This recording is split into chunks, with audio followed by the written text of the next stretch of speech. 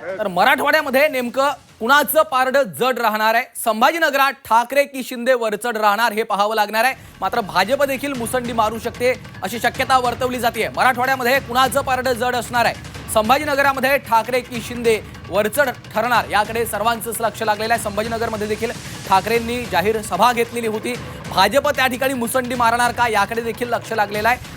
संभाजीनगरामध्ये काय चित्र असेल, किंबहुना मराठवाड्यामध्ये कुणाचं पारडं जड राहणार आहे याकडे देखील लक्ष लागलेलं आहे। विशाल करोळे आमचे प्रतिनिधी सध्या आपल्यासोबत थेट जोडले गेलेले आहेत। विशाल, मराठवाड्याकडे सगळ्यांचं लक्ष लागलेलं आहे। मराठवाड्यामध्ये काय चित्र आहे, कशा पद्धतीनं काल मतदान पार पडलेलं आहे? संभाजीनगरमध्ये विशेषतः ठाकरे की शिंदे वरचढ राहणार याबद्दल देखील अनेकांना उत्सुकता आहे।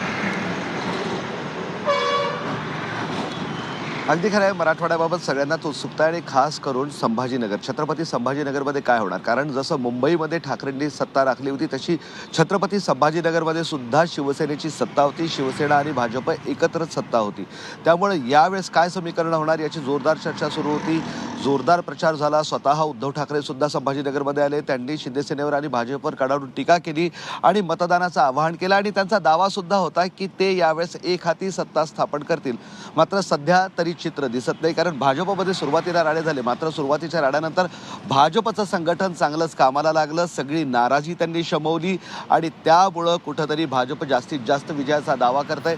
तर शिंदेच्या शिवसेनेला त्यांच्यामध्ये असलेल्या दुहीचा फटका बसण्याची शक्यता नाकारता येत नाही। जिल्हाप्रमुख राजेंद्र जंजाळ आणि पालकमंत्री संजय शिरसाट यांच्यात वाद होते, त्यामुळे सरळ सरळ दोन गट पडले, युती त्यामुळे तुटली असा आरोप होतोय आणि त्यामुळे या मतदानामध्ये सुद्धा त्यांना याचा फटका बसू शकतो। त्यामुळे कुठंतरी ते मागे पडतील असं चित्र आहे। गेल्या वेळेस MIM या पक्षानं संभाजीनगरमध्ये 26 जागा जिंकल्या होत्या, मात्र MIMला सुद्धा यावेळेस बंडखोरीचा मोठा फटका बसला। आपण बघितलं की MIM मध्ये दोन गटात जोरदार हाणामारी झाली, भांडणं झाली।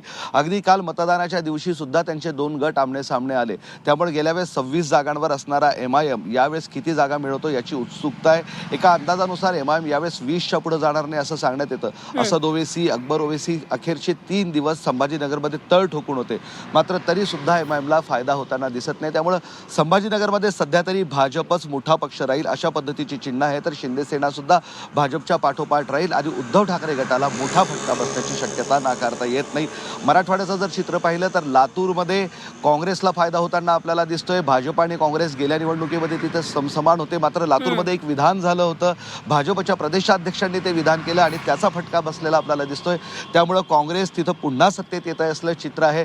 तर जालना, परभणी आणि नांदेड या तिन्ही ठिकाणी भाजप सत्ता राखेल, महायुतीची सत्ता येईल अशा पद्धतीचे चित्र आहे। खरं तर मराठवाड्यात सगळेच पक्ष वेगवेगळे लढलेले आहे, युती महायुती आघाडी कुठेही झाली नव्हती। मात्र ज्या वेळेस निकाल येतील आणि सत्तेची गणितं जुळताना दिसतील त्यावेळेस महायुती सुद्धा जवळ येईल हेच आपल्याला म्हणावं लागेल। अनुपमा, निश्चितच जरूर लक्ष ठेवून हा विषयाला आपण वेळोवेळी चर्चा करूया आणि अर्थातच 10 वाजल्यानंतर जेव्हा खऱ्या अर्थानं निकाल यायला सुरुवात होईल त्यावेळी हे सगळं चित्र हळूहळू स्पष्ट होताना आपल्याला पाहायला मिळणार आहे। पुन्हा एकदा आपण त्यावेळी जोडले जाऊ, चर्चा करू। धन्यवाद विशाल, दिलेल्या सगळ्या सविस्तर माहितीसाठी।